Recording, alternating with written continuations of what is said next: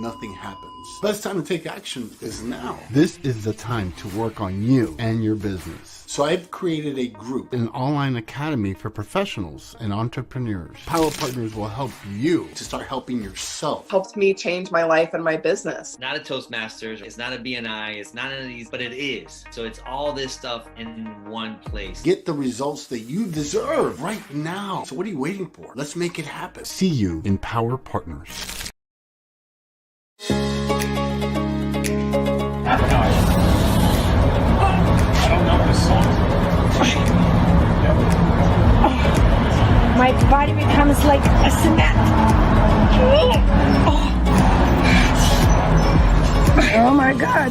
That was the better one. The song Okay. Oh my God.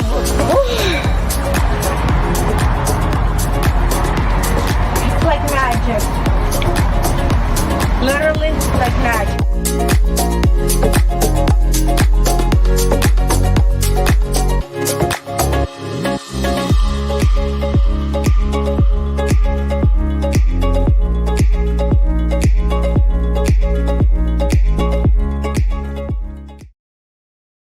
My name is Serena Buffalino. I am the founder of Help Heal Humanity.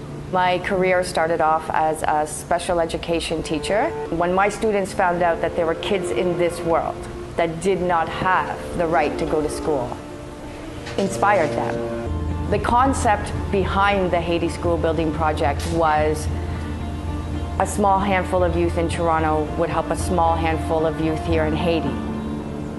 The Haiti School Building Project finally opened up last year, September 2018. It has successfully been running for 7 months now, and what I have seen is nothing shy of beautiful. One person with the support of others can literally transform the planet.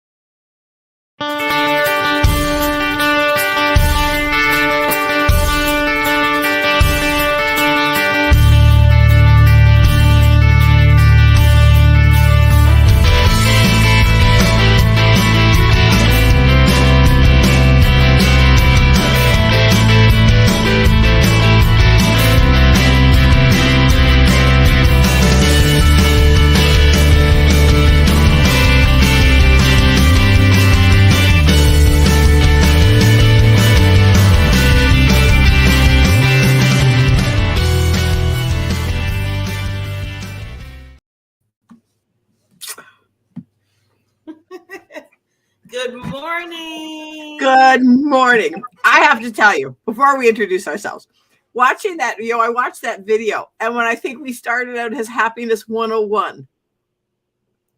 I know. The title of the show was Happiness 101, and it's 2 years next month. I know. 2 years, and we're gonna be celebrating too. The whole We're gonna celebrate. Yeah, we're gonna bring on some. Yeah. So, anyways, how are you, Miss Barbara Beckley? I'm doing really well. I'm doing so much better, and I have a lot of rest because for the last 6 weeks, I had been planning. I was the conference chair over the annual Toastmasters District 30 conference. And I'm telling you, Barbara, it was a wonderful experience. Been with Toastmasters for over 15 years. They kind of called me up and said, can you do it? Please, please, please. And I was like, okay. And then that's when the fun began. I was like, oh. So it was 2 days. I got 1 hour of sleep both days this weekend. And after it was done at 6 o'clock Sunday afternoon, then I still had to go to a Toastmaster meeting, do a speech after all that. And at 9 that night, I said, I'm laying my head down and I don't want to hear anybody tell me anything. You didn't realize it was so much fun, right? Oh, yeah. But aren't those the experiences of our lives that they are fun? And yet afterwards, it's like, or during, why am I doing this? What possessed me to take on this huge project? And yet that's exactly what we do. And because it is fun. It's funny because a lot of people, people that know me well within the Toastmaster and outside, and they know, I did all my things because I've been in Toastmaster for so long that I went through the whole program twice. I have done so many leadership things within the group. I was like higher up a few years ago. So I kind of did everything really, right? So now I'm just in a club, we meet twice a month just to make sure I'm getting my skills for speaking still well, because we're always growing, right? So then they reached out to me and said, Barbara, we love you. I know you're busy and stuff like that, but do you mind? And the person that asked me, she's the program quality director of the district for right now. And we've been knowing each other for a while. And I know when I first started out, when I was really shy, when I didn't know my voice, all that kind of stuff before I came to this, she mentored me and, made me go through and said, Barbara, you can do it. Let me help you. So I was like, just saying, you know what? I'm paying it forward. Right. And I told her, I said, her name was Valerie. I said, Valerie, I'm doing this just for you. Nobody else. And sometimes you just do things from your heart to somebody else because you basically just care about that person. You want to help them. And, they helped you. So that was really the reason, Barbara, why I did it. I mean, some people do it because I'm a conference chair. And, all the sparkles. Right. Exactly. So when you do it from the heart. Yeah, I did it from the heart. I was like, I'm doing it for you. So every little thing that we went through, because she kept saying, I'm sorry. I'm like, Valerie, I knew what I was getting into. You do not have to apologize. This was for you. That's what I keep telling her that. So it was really nice. We had like 300 some people that came for both days. Wonderful speakers, wonderful education. I mean, the whole thing, everything virtual. And then I became overnight, Barbara, a DJ / conference chair. People were like, okay, I have a request. I said, no, I have a list. Yes. And people were sending me in the chat, can you play this? I like this. Can you do Yeah, exactly. But you know what? Isn't that impromptu stuff? Sometimes that's where the magic happens. And that's what happened, Barbara. I feel because I was thinking, I'm like, you know how in Zoom, you got that dead silence when break time and all that. I'm like, oh no, we're doing something different here. We're not having no dead silence. And people were just dancing and enjoying themselves. And then I had to do that because I had to keep myself up because I was so tired. I was like, yeah, well, exactly too. And that's the days of our life, soap opera, days of our lives. Through the hourglass, so are the days of our lives. Through the hourglass, boy, that brings back memories. I know. Through the hours, sands of time, the hourglass. So are the days of our lives. But those are the fun things, and those are the things that are memorable. You're going to look back on this time. You're going to forget all about the all the other stuff, but you're going to remember the fun stuff. Yeah. And I have joined Toastmasters, and kudos to Toastmasters for one little second. Kudos to Toastmasters. They are going through a huge overhaul of all their website, the whole 9 yards. They are doing all sorts of fun things. And so it is going to be so fun to be part of the new parts. And because I'm like, tripod. I just our guest. Our guest. She's our mascot. Yeah, she's our mascot. Yeah, well, she'll either push down my virtual background or I let her come up. So, I'll never forget that. That was good. I need to find that and do that for our anniversary. We'll have to find that. Yeah, that was funny. I mean, just but this is all about about life. But anyway, so Toastmasters, they are doing this whole revamp. So it is going to be so fun. I'm looking forward to being able to start on what you've just talked about, the leadership, the pathways. that they have of leadership, and through the company that I'm with now, we're doing an executive leadership course on active listening. Oh my God! Yeah. So we're going to be doing interviews with people, and they've given us a whole thing that we have to interview people, and we have to do 100 to get certified. So this is something that I am going to be doing, and I'm going to be working on, and I'm just really excited about it, and it's going to be just fun. Now just going back just a minute, you say you got to interview 100 people. We have to. It's our challenge to interview 100 people.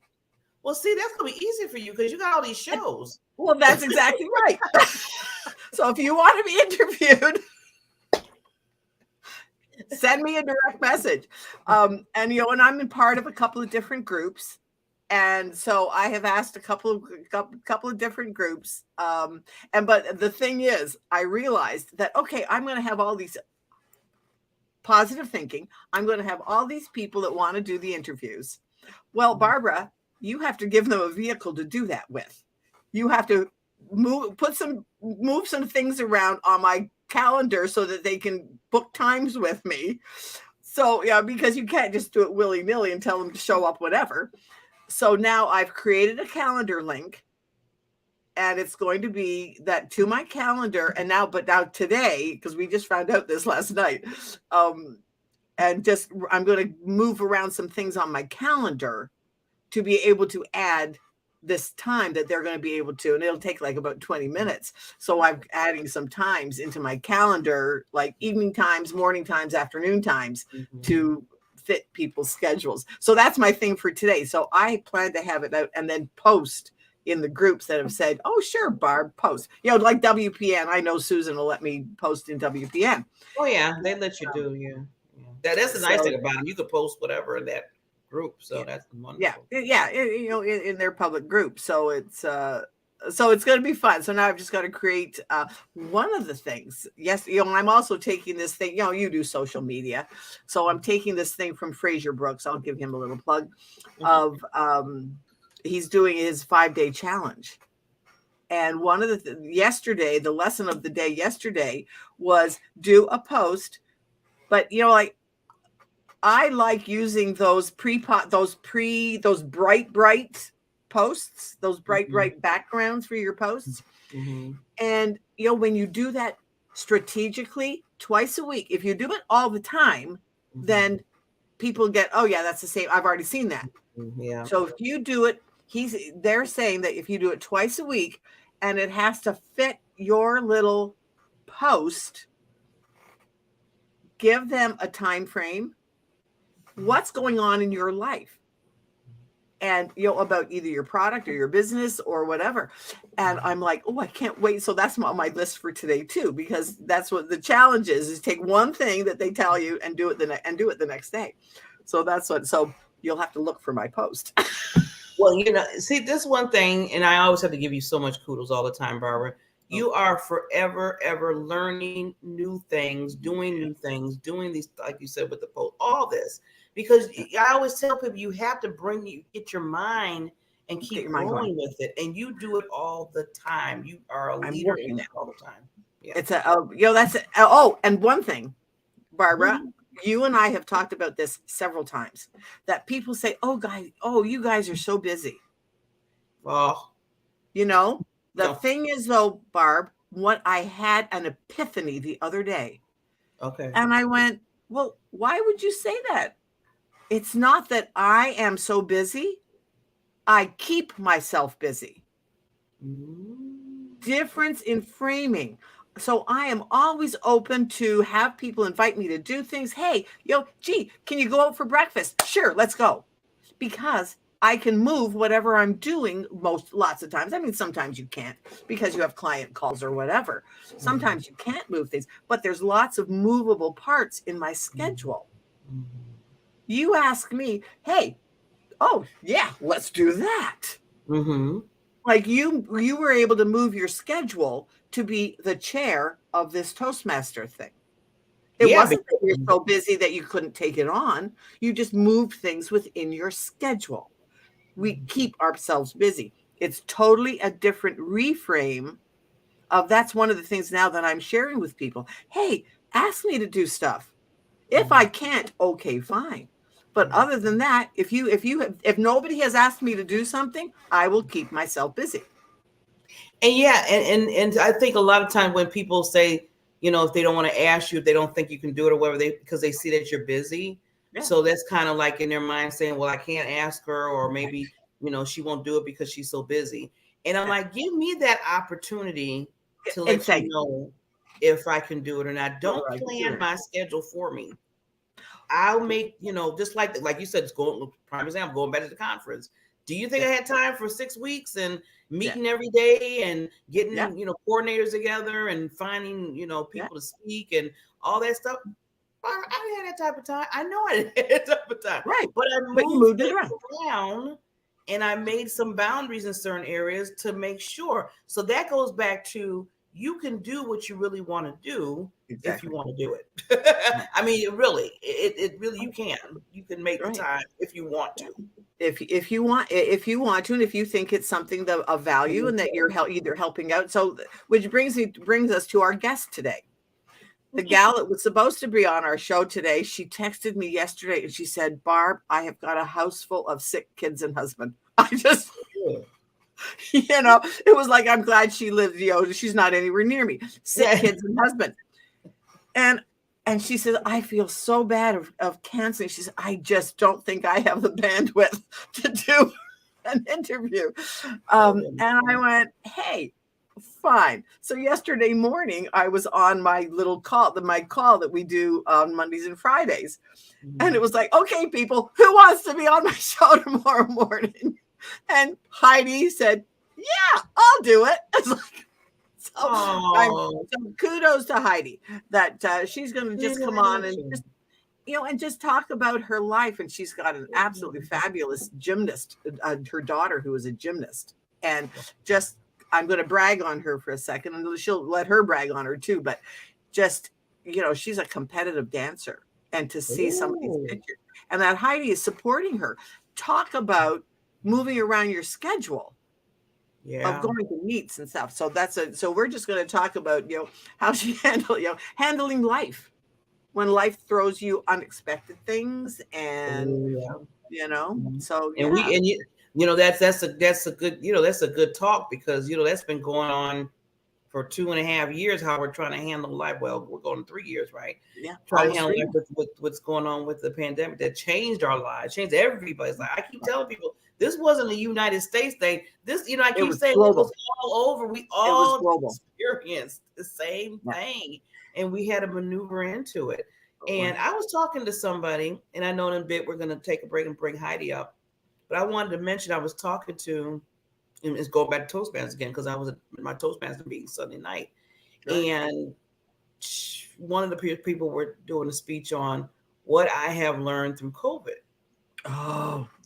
And her title was, have you changed your purpose and the passion that you do because of COVID? Ooh, interesting question. Yeah. So she was just talking about how, you know, before and then after, just because this happened in your life, it kind of was like a big, like a huge stopping point in like everybody's life, because we had to revamp and redo and pivot, you know, all those words coming out. And she said, with all that and what you love within yourself, and it's funny because she touched what I always touch sometimes about purpose. And she said, what you do, what you love to do, or things that you know you're supposed to do on this earth and the universe, did that stop you because of the pandemic? And the other part of that is, did you find it because of the pandemic? And that's what happened to her. So many people found it, yeah, to the point where now she's leaving her job, because she all these time for 12 years. She said, I just found I was really I wasn't content. Disconnected. I was disconnected. She said, I wasn't doing what I thought it was, what I would do. Come to find out, this wasn't it at all. And through the pandemic, I learned some things about me again And she said I had to kind of do like a programming that she set up herself. Yeah, getting in touch with what's important, especially like and not picking on family businesses. However, once in a while, family businesses can be very detrimental to people because they're expected to go through family businesses. Well, many family businesses have been shut down. Well, what did the family do? They had to find other ways. And so I think it really gave some people wings to get out of what was expected of them, to get past feeling like they were living somebody else's life, somebody else's life. They were able to find their own. Yes. And then decided, hey, you know what? I'm not going back. Yes, I'm very happy, Dad or Mom or whoever. I'm really happy that you're reopening, but I'm not going to be part of it. And giving them that intestinal fortitude to say that. And even and I love, Barbara, I just want to just emphasize what you just said. I loved how you said giving people their wings. They found their wings in other areas. And like you said, with family, like family business, and even in corporate. Corporate. So many people decided to either retire early because we had it was like all of a sudden it's like every day we were getting an email saying, oh, this person's retiring, this person, this person. Exactly. And I was like, see, they find their wings because they're like, okay, I don't want to be here anymore. I want to live life before that, next level of my life. And then the other people were just like, you know what, this is not really, this is not cutting it. Maybe I want to open my own business. I think I do. You know what? I think it is, right. And I mean, people were leaving because of, that change, job change, what they wanted to do. And I was like, wow, this is kind of a whole big cycle. They want to focus on being, it's like one of the things that I work with people. Hey, aging gracefully is not about trying to be 20, about trying to look like you're 20 again. It's about being the best you that you can be now. That physical, mental, excited, exuberant, passionate person. We all have that in us. We just have to find the right vehicle to help us get it. And so that's where coaches and stuff like me come in. And and Heidi and you, and just hey, find out what you want to do. What lights your soul? And I know I say that so often, but what lights your soul? I love your different takes. The wings, that thing. Oh yes. Oh yeah. And it seemed like, and then like I always tell people, you only live once. And I think people are recognizing it, like you said, going back through the learning process here. You only live once. Why not try? Even if, and I tell people, I said, even if it's not like you don't get to where you really want, at least you told yourself, I tried. Yes. Yeah. I tried. I made an experiment. Try to do it. I experimented, and it seemed like, okay, maybe it didn't go the whole way it did, but at least I could sit there and say, you know what, I tried it. I tried to do it instead of sitting back saying, oh, what was me? I never got a chance to do it. Right. So I tell people, just do it. That's it. And you always hear the story, and then we'll bring Heidi up. You always hear the story of people on their deathbed. They say, oh, I wish I had done this. Yeah. It just touches my heart when I hear that too. It's like, just do it, experiment. And if the first thing when I look back on all the things that I have done over my life, brother, and well, that one didn't work. Okay, let's go. Let's see what's next. So what next? What's the next thing what's the next thing that I'm gonna try? Because you know what? You never know. Just try. Just try. And we got to, I always tell people, and we're going to bring Heidi up after this. Definitely, I tell people, sometimes we need to go back and live the way we did when we were younger, when we were children. Yes. As children, they were so curious about everything. They would just be like, if they fell off a bike or whatever they did, they'd be like, they maybe cry a little bit, they wipe themselves off, then they just run and start doing something else. Right. And it seems like when you get older, all of a sudden, all that curiosity and that playfulness and everything sometimes goes, and you're like, okay, I got to do this. I got to just do this. I got to do this. And I'm like, go back to that loving, that caring, that curiosity. And just because you only live once. So, yeah. Yeah, definitely. So right now we're going to hear from our sponsor, and then we're going to hear from this wonderful queen, Heidi, and have some conversation going with her. Yeah, we'll just continue the conversation. Okay. Get her perspective.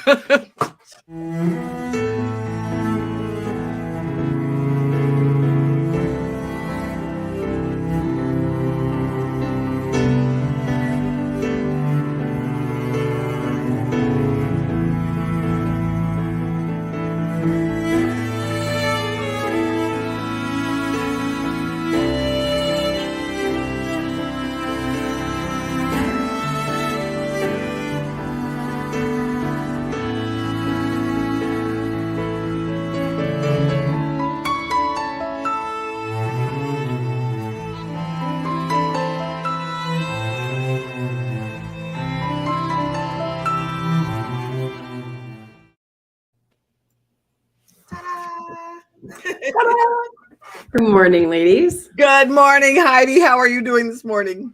I'm wonderful. How are you guys? I'm doing really well. Thank you so much for coming on. Meet my fabulous co-host, BB1. We are the Hello, beautiful BB.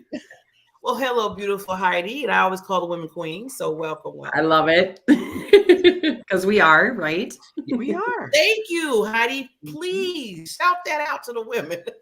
Yes. That's one of my missions. I love it. That's a mission I'll get behind. I mean, just absolutely amazing. So, Heidi, thank you so much for coming on. I mean, just yesterday morning, it was like, please. So we need somebody. Yeah. So I was just bragging on your daughter of what's happening with her. Let's start with that. Let's start with who you are. Let's start with who you are. Yes. So Heidi Grazzini, I'm from Minnesota. I'm a mother of two beautiful daughters. Cora, it will be 4 in September, and my Miss Carly is 14. So a little bit of an age span there. Started the clock all over again. But a little bit of my work history. It's funny because you guys hit on so many points where I'm like, but my family owned a business, my beauty business. My parents owned a hair salon for many, many years. My mom worked in the industry for 45 years, running very successful, large, employee-based hair salons. So, and I just kind of growing up in that environment was very, I don't know. It just came very naturally to me, how to do hair, how to color hair, because I saw it, right? Like every day, day in, day out. And so my mother's track for me was that I would be taking over the reins, right? Like that was what was meant to be, because I had the skill set and kind of the artistic, ability. And it was kind of funny because my parents did separate, and my dad it was funny because he for years was like, you don't want to do that. Not that he was like steering me from my path, but it's just not being in a family business and experiencing the stress and the weight and the responsibility. And it definitely molded my work ethic without a doubt. But it wasn't something I wanted to do. I didn't want to manage kind of the drama and the stress. And I'm like, nope, I'm going to work. I'm clocking in, I'm clocking out. And from the time I was a little girl, I dreamt of, going to a big, tall office building and dressing like $1 million and wearing high heels. Like that's what I wanted to do. And so that's what I did. I graduated a year early. I got a corporate job, and that was kind of the beginning. I absolutely loved it. I was very, very driven in climbing the ladder and, kind of checking off those accomplishments. And I was very driven that way, and kind of continued to do that, working pretty much in the building automation, security integration industry, which is a very male dominant industry. But really, I think my skill set was in kind of being that, and maybe from the family business and just seeing all the different facets, the management, the financial, managing employees, all of those different aspects, it really, I think, gave me the awareness or the skill set of how to kind of be that conduit, that middleman, so it's like I related to and appreciated the guys in the trenches or the ladies in the trenches doing the work, being, the bees of the hive in essence. And yet managing the office personnel, and then executive management as well, just kind of seeing from everybody's perspective and being the person who can kind of like connect all the dots and just make things, move smoothly and successfully. So did that for many years. Once I became a mother, our perspectives shift a bit. And I worked very, very hard still, and just got to the point where I think there were many instances, specifically with one company that I worked for, where I, was really taken advantage of. And, they had displaced 2 managers. I was doing both of their jobs. I was running a call center. I, was dealing 100%, was the front line for all of the different departments, from accounting, executive management, the field, just so many things. And I was at this time, I was a very stressed out single mama. And it just kind of got my wheels turning about, like working that hard for someone else's bottom line. And I'm 100% a team player, really appreciate and value, that. And it takes a village. But because of just circumstances, and kind of, it's a huge blessing that it did happen, because it did lead me to where I am today. So I did decide, after a while, my husband and I now married, and we became a blended family. We both had children from a previous marriage, and that was a lot of responsibility. And just to kind of have stability in our home, we decided to have me stay at home. So I still worked. I did accounting jobs, things like that, but from home, to just kind of have, again, that stability for our kids and consistency, and me running them all over the place, and, things like that. And it's really just kind of gravitated or mutated into, me allowing those positions to go, but really just fueling me and giving me the skill sets I have now to, to work for myself and be my own boss. And I never, ever, ever in a million years thought that I would work in direct sales. I don't consider myself a salesperson. I have never, ever worked in sales. My sister was one of those that would kind of like, she kind of tried everything. She is, she owns her own business, her and her husband, a very successful business. But I think too, just kind of trying to find something that was personal to her, and that was kind of not just working and doing the do, but something that she was passionate about.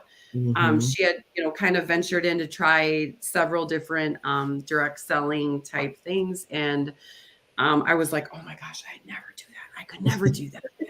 But one of the things, Heidi, I just really love the fact that you just mentioned what we talked about in the first part. Find what she was looking at finding what was passionate for her. Yes. And that is such an important part of life. It is. What 100%. fuels, we talked about it, what fuel, I can see why you said, what's the things we talked about? What fuels your soul? Right. And that's where it's like every day now. And when you find that, you're not working, you're doing what you're passionate about.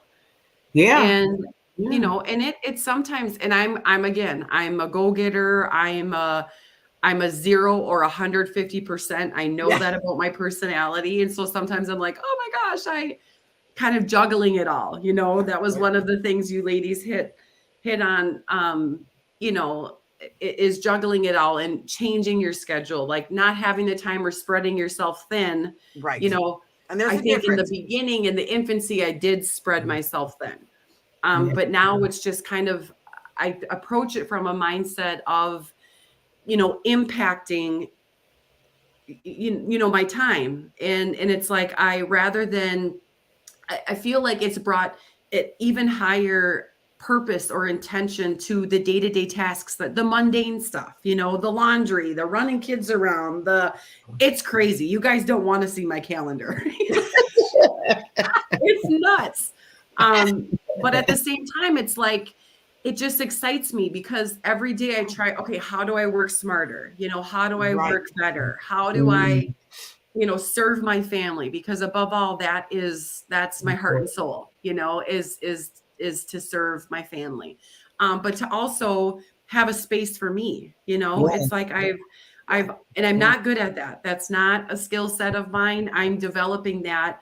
But again, you know, by God's good graces, I just feel like all of these things have come, you know, all of these experiences, you know, if we don't fall down or make mistakes or kind of have regrets, we have no point of reference. And, you know, as long as we have that awareness and that mindset of, okay, you know, how do I do better? What do I learn from this? What do I take away from this? And my corporate world experience was absolutely instrumental in giving me the skill sets that I have.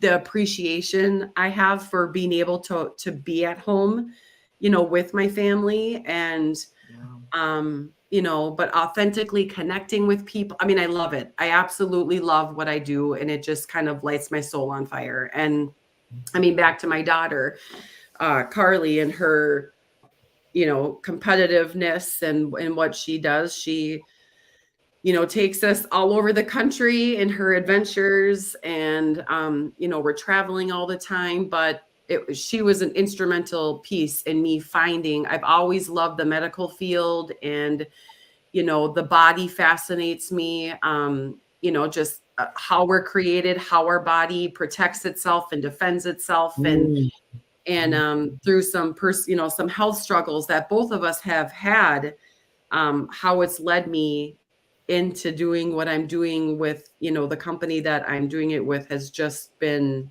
I mean, absolutely an answer to prayer.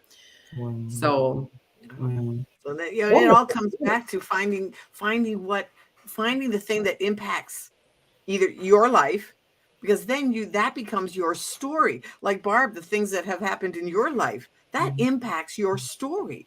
Yes. So you can help other people. And I was just loving Heidi's journey because, you know, you start off with the whole family business and, you know, they automatically think that, okay, you're next going to take it over. And I hear that a lot with people that have family business where they automatically put you in that. They already said, you're going to take this over. It's your birthright. Right? You're born into it. What do you mean you don't want it? Yeah, what you mean don't want it? What are you talking about? This, you know, you're doing this, you know. And they really put some hype on it a lot too, and pressure. But you said, you know what, you know, I'm gonna let this flow, but there's something else for me. And then you went to corporate, and then you got all these transferable skills to do what you do now through corporate. And that's what I tell people. I say, use the skills. Don't say, you know, even though, you know, some people, because I'm in corporate right now too, that's half of my day. And people be like, oh, I'm in corporate. Oh, and I'm like, no, don't look at it like that. Look at it as a stepping stone for where you want to go. You're learning these wonderful skills through here. Yeah. And guess what? They're paying you for it. Right. Sometimes you think about that. You know, you're like, I am getting kind of this, and they are paying me an income. So let me just use it as that. Yeah, you're investing in your future, whatever you're going to do after this. So Heidi, you know, I just give you kudos for that. You have to have that awareness, you know, because it is. I cannot believe, I mean, even in like my early 20s, you know, 30s, looking back, it was like, I could literally see how each one of the, like, oh my gosh, this seemed so insignificant at the time, or so stressful at the time, or so, you know, like, not valuable. And then it's like, you fast forward, you know, and it's like, oh my gosh, look how instrumental that was. And this is what gave me that skill. And this is what, you know, gave me this awareness, or, you know, I just, and I don't know how. I feel really bad for folks that don't have that type of mindset, that don't, because then, man, then you're just in the grind, and it's, you know, I just can't imagine how exhausting and, Not valuable that time is, and our time is precious, It's like, I find so many people, they wake up, they brush their teeth, they wash, they get dressed, they walk or drive to work, they walk or drive home, they kiss goodnight to their spouse or their kids, they go to bed, and then it's rinse and repeat, rinse and repeat, rinse and repeat. 100%. And that is what has happened. But one of the things that we went back to what we were talking about at the beginning, this situation that we've had for the last 3 years, that has shaken up so many people. And because it has just like, oh, yike, what am I doing? And having empathy for ourselves is kind of like a lost art.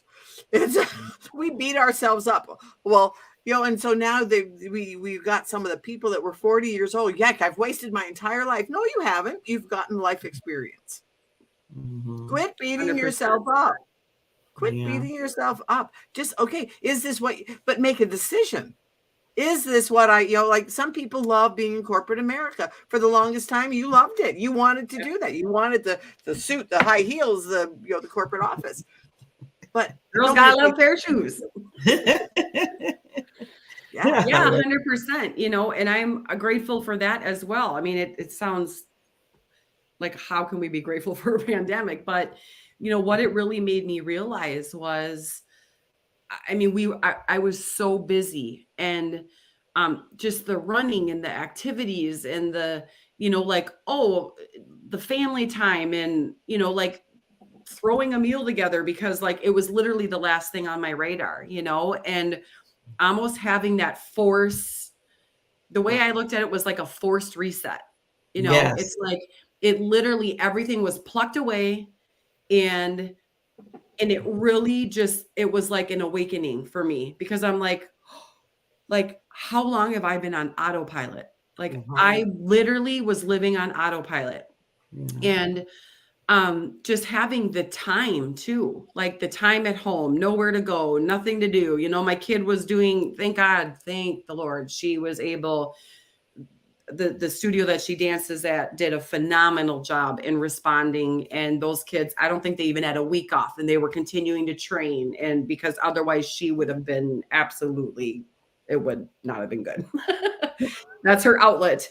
And it's like, okay, but she's at home. She would just go downstairs and do her thing. And, it just really made me realize, like, just again, autopilot, and how dependent on things that we were, like convenience, and just all of it. It's like we started planting a garden, and we, it was like meals were more intentional. Family time was more intentional. Yes. Appreciating our extended family. I mean, we have a very close knit, family, and we do a lot together. But, in those early months, it was like, can we be together? Can we not be together? Do we, we're limited in how many numbers of people we can be. I mean, it was crazy. And to have all of that, it just gives you definitely a different awareness and appreciation for what we have in perspective. It's like, yes, we're right back to running like crazy and the demands of the schedule,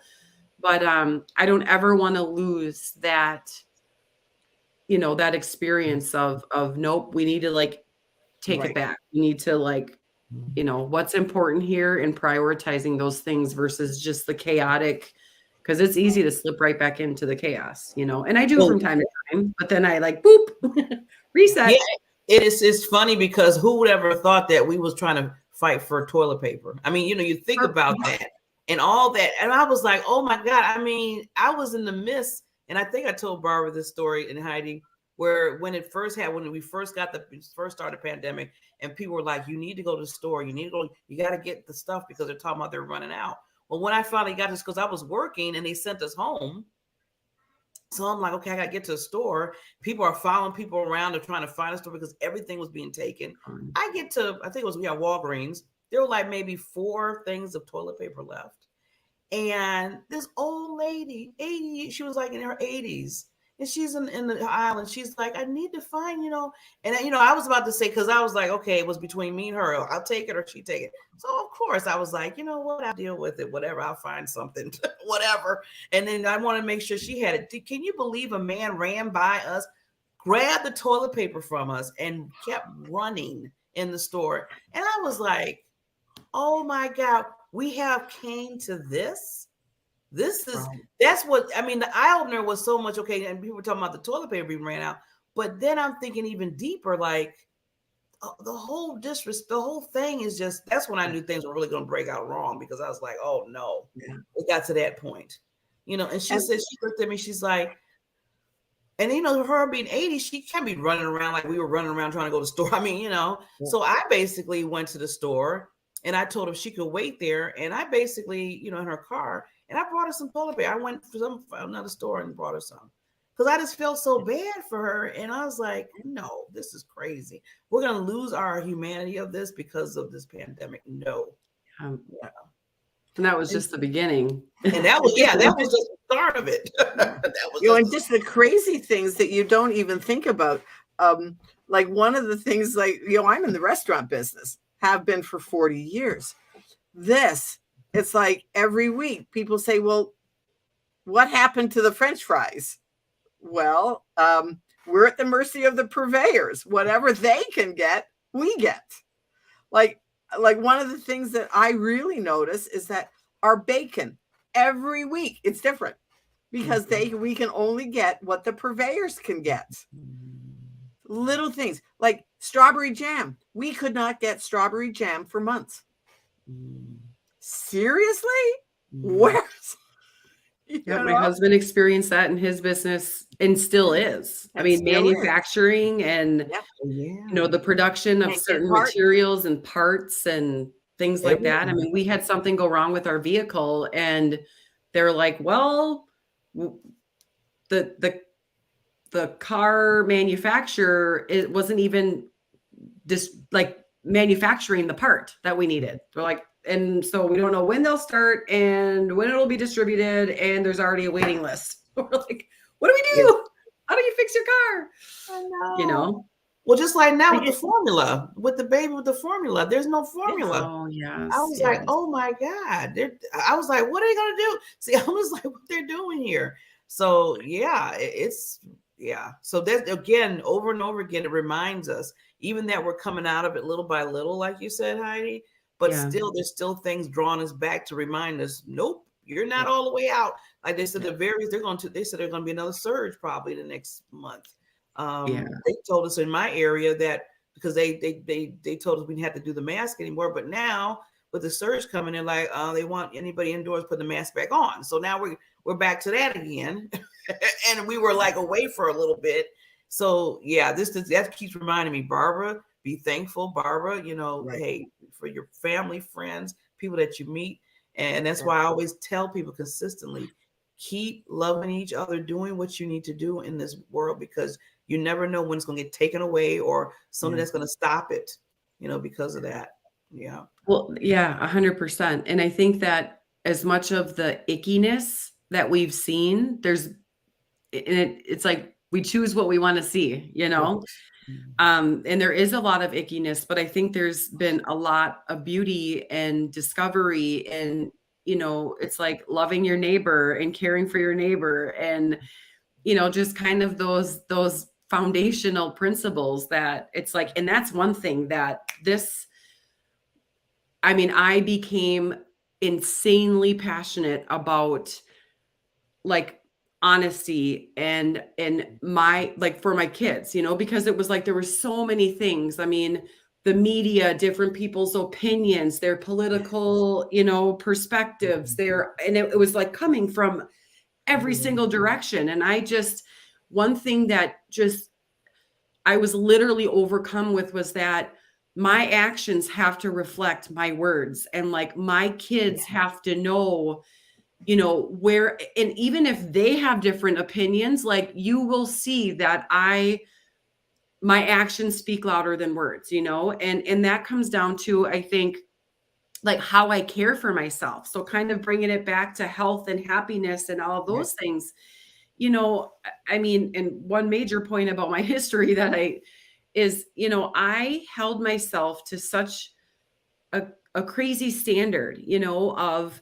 you know, how I look or what size I was, or, you know, how I took care of myself. And, you know, and one thing that's hit me, I think, and, you know, the pandemic was instrumental in that. My changes in my work environment, being able to work at home, being blessed in being able to immerse myself in the health and wellness industry has been like, how, you know, it's like you go from over analyzing and stressing and putting so much pressure like on myself. It even just hit me a couple months ago again. Like, why in the world would I give any different advice to myself than I would my children? So like, you know, in caring for myself, or, you know, how I'm fueling my body, how I'm using my body, you know, like how can I, because for years, ladies, I mean, years, I did the deprivation yo-yo diet culture roller coaster, you know, like I lived on that, and I would do really good. And it's like all through willpower, right? Like I have the willpower.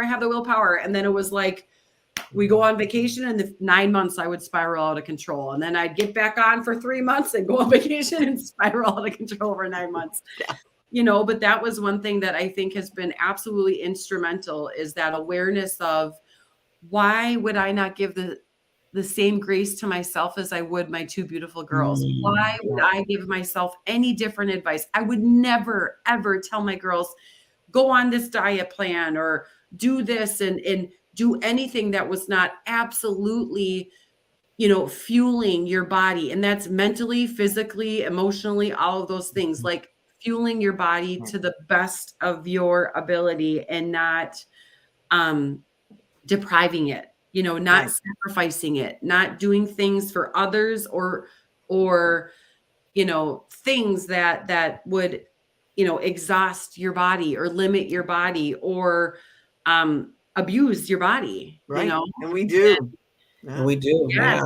And it's been like a game changer. I think of that, like when I'm going to do something, or, you know, like quick fix things too. It's like, no, I would never tell my baby girls to cut corners, or, you know, to not fully 100%, you know, love and respect and care for their beautiful vessel. You know, it's like, right.